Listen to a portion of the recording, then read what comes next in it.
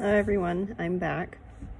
So we ended off with chapter 8 and Edmund ran off. He went to the witch, and I think for any of us that would be a bit startling if our own sibling betrayed us to someone that we deemed evil. And they're coming to find out that the witch isn't good, yet he's still infatuated with her and he wants more Turkish delight. But we're going to continue our journey into chapter 9. I hope you're all enjoying it so far, and I hope that this is an enjoyable time for you to be able to listen to this. So here we go. Chapter 9, In the Witch's House. And now, of course, you want to know what had happened to Edmund. He had eaten his share of the dinner, but he hadn't really enjoyed it, because he was thinking all the time about Turkish delight. And there's nothing that spoils the taste of good ordinary food half so much as the memory of bad magic food. And he had heard the conversation and hadn't enjoyed it much either, because he kept on thinking that the others were taking no notice of him and trying to give him the cold shoulder. They weren't, but he imagined it. And then he had listened until Mr. Beaver told them about Aslan, and until he had heard the whole arrangement for meeting Aslan at the stone table. It was then that he began very quietly to edge himself under the curtain which hung over the door.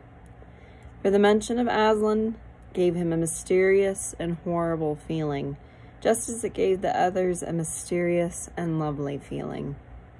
Just as Mr. Beaver had been repeating the rhyme about Adam's flesh and Adam's bone, Edmund had been very quietly turning the door handle. And just before Mr. Beaver had begun telling them that the White Witch wasn't really human at all, but half a djinn and half a giantess, Edmund had got outside into the snow and cautiously closed the door behind him. You mustn't think that even now Edmund was quite so bad that he actually wanted his brothers and sisters to be turned into stone. He did want Turkish delight and to be a prince and later a king, and to pay Peter back for calling him a beast. As for what the witch would do with the others, he didn't want her to be particularly nice to them, certainly not to put them on the same level as himself. But he managed to believe, or to pretend he believed, that she wouldn't do anything very bad to them. Because, he said to himself, all these people who say nasty things about her are her enemies, and probably half of it isn't even true. She was jolly nice to me anyway, much nicer than they are. I expect she is the rightful queen, really. Anyway, she'll be better than that awful Aslan. At least that was the excuse he made in his own mind for what he was doing. It wasn't a very good excuse. However, for deep down inside him, he really knew that the White Witch was bad and cruel. The first thing he realized when he got outside and found the snow falling all around him was that he had left his coat behind in the beaver's house, and of course there was no chance of getting back to it now. The next thing he realized was that daylight was almost gone, for it had been nearly 3 o'clock when they sat down to dinner and the winter days were short.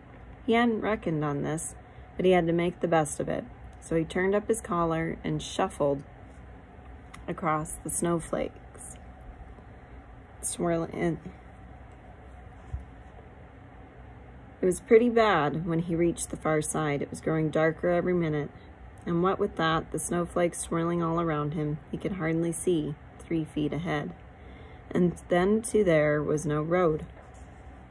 He kept slipping into deep drifts of snow and skidding on the frozen puddles and tripping over fallen tree trunks and sliding down steep banks and barking his shins against rocks till he was wet and cold and bruised all over.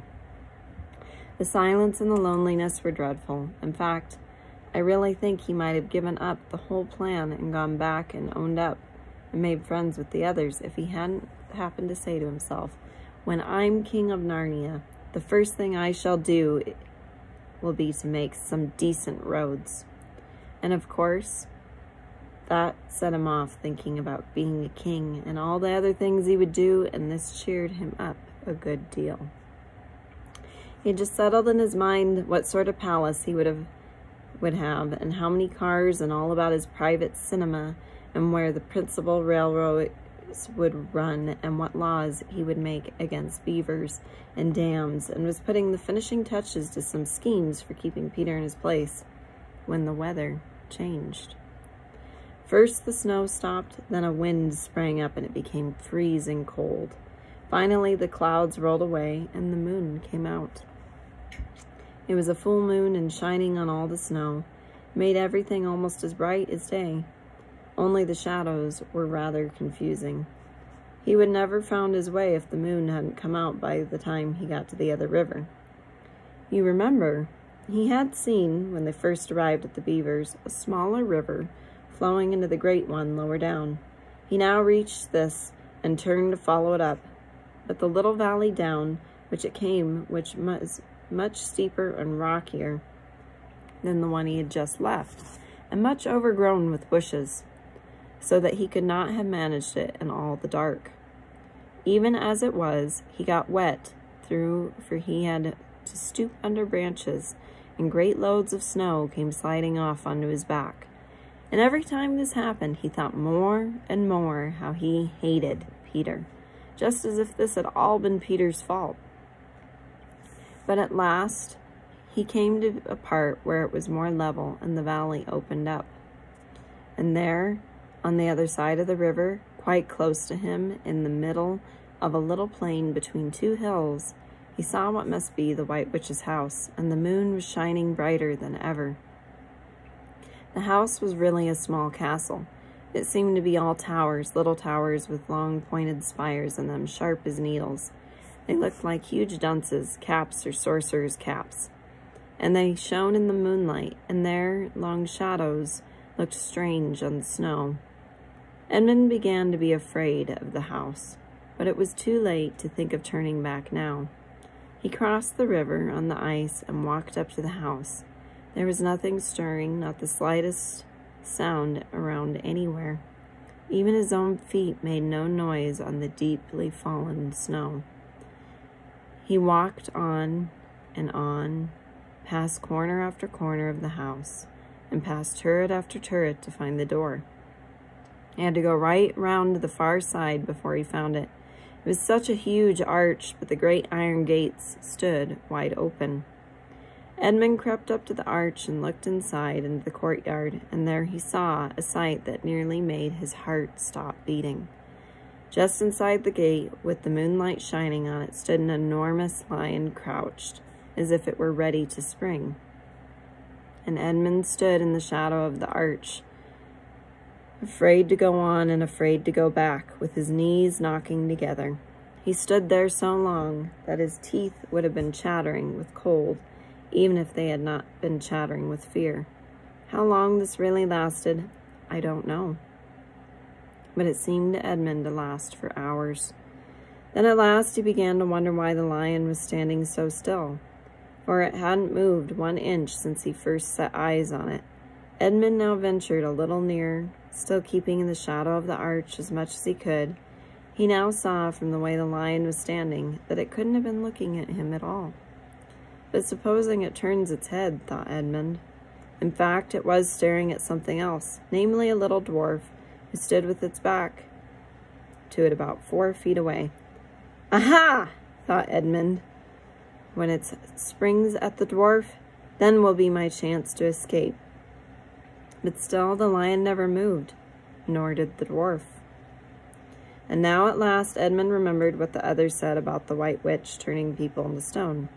Perhaps this was only a stone lion, and as soon as he had thought of that, he noticed that the lion's back and the top of its head were covered with snow. Of course it must only be a statue. No living animal would have let itself get covered with snow. Then very slowly, and with his heart beating as if it would burst, Edmund ventured to go up to the lion. Even now he hardly dared touch it, but at last he put out his hand very quickly, and did. It was cold stone. He had been frightened of a mere statue. The relief which Edmund felt was so great that in spite of the cold, he suddenly got all warm over, right down to his toes, and at the same time there came into his head what seemed a perfectly lovely idea. Probably, he thought, this is the great lion Aslan that they were all talking about. She's caught him already, turned him into stone. So that's the end of all their fine ideas about him. Pooh! Who's afraid of Aslan? And he stood there gloating over the stone lion, and presently he did something very silly and childish. He took a stump of lead pencil out of his pocket and scribbled a mustache on the lion's upper lip and then a pair of spectacles on its eyes. Then he said, "Ah, silly old Aslan, do you like being a stone? You thought yourself mighty fine, didn't you?" But in spite of the scribbles on the face of the great stone beast, it still looked so terrible and sad and noble, staring up in the moonlight, that Edmund didn't really get any fun out of jeering at it. He turned away and began to cross the courtyard. And he got into the middle of it. He saw there were dozens of statues all about, standing here and there, rather as the pieces stand on a chessboard when it is halfway through the game. There were stone satyrs and stone wolves and bears and foxes and catamountains of stone. There were lovely stone shapes that looked like women, but who were really the spirit of trees. There was the great shape of a centaur, and a winged horse, and a long, lithe creature that Edmund took to be a dragon. They all looked so strange, standing there perfectly lifelike, and also perfectly still in the bright, cold moonlight, that it was eerie work crossing the courtyard. Right in the very middle stood a huge shape like a man, but as tall as a tree, with a fierce face and a shaggy beard, and a great club in its right hand. Even though he knew that it was only a stone giant and not a live one, Edmund did not like going past it. He now saw that there was a dim light showing from a doorway on the far side of the courtyard. He went to it. There was a flight of stone steps going up to an open door. Edmund went up them. Across the threshold lay a great wolf. "It's all right. It's all right," he kept saying to himself. "It's only stone, wolf. It can't hurt me." And he raised his leg to step over it. Instantly, the huge creature rose with all the hair bristling along its back, opened a great red mouth, and said in a growling voice, "Who's there? Who's there? Stand still, stranger, and tell me who you are." "If you please, sir," said Edmund, trembling so that he could hardly speak, "my name is Edmund, and I'm the son of Adam that Her Majesty met in the wood the other day. And I've come to meet her. The news that my brother and sisters are now in Narnia, quite close, in the beaver's house. She wanted to see them." "I will tell Her Majesty," said the wolf. "Meanwhile, stand still on the threshold, as you value your life." Then it vanished into the house. Edmund stood and waited, his fingers aching with cold and his heart pounding in his chest. And presently the great wolf, Mogrim, the chief of the witches' secret police, came bounding back and said, come in, fortunate favorite of the queen, or else not so fortunate." And Edmund went in, taking great care not to tread on the wolf's paws. He found himself in a gloomy hall with many pillars, full as the courtyard had been of statues. The one nearest the door was a little fawn with a very sad expression on its face, and Edmund couldn't help wondering if this might be Lucy's friend. The only light came from a single lamp, and close behind this sat the White Witch. "I'm come, Your Majesty," said Edmund, rushing eagerly forward. "How dare you come alone?" said the witch in a terrible voice. "Did I not tell you to bring the others with you?" "Please, Your Majesty," said Edmund, "I've done the best that I can. I brought them quite close. They're in the little house on top of the dam just up the river with Mr. and Mrs. Beaver." A slow, cruel smile came over the witch's face. "Is this all your news?" she asked. "No, Your Majesty," said Edmund, and proceeded to tell her all he had heard before leaving the beaver's house. "What? Aslan?" cried the queen. "Aslan, is this true?" if I find out you have lied to me. Please, I'm only repeating what they said, stammered Edmund. But the queen, who was no longer attending to him, clapped her hands. Instantly, the dwarf whom Edmund had seen with her before appeared.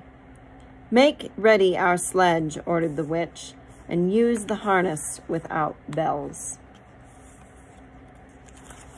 So that concludes chapter 9. I'm sure you're wondering what's going to happen to Edmund next and what pickle he's gotten himself into and what he's probably caused for his siblings. I hope you're enjoying this. I hope you're staying healthy and well, and I will read to you later. Thank you.